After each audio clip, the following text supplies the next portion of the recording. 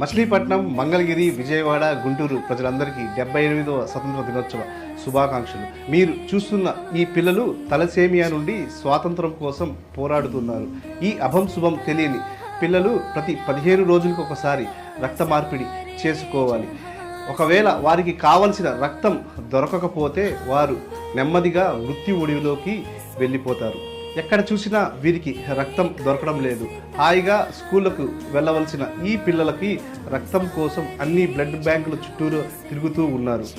మన ప్రతి రక్తపు బొట్టు దేశం కోసమే అనే నినాదంతో కంపానియన్షిప్ జనవరి 26 అండ్ ఆగస్ట్ 15 బ్లడ్ డొనేషన్ క్యాంప్స్ని నిర్వహిస్తూ ఉంటుంది. మీరు వచ్చి రక్తదానం చేసి మీతో పాటు ఒక నలుగురిని ఆహ్వానించి ఆ పిల్లల చిరునవ్వును కొనసాగిస్తారని ఆశిస్తున్నాము.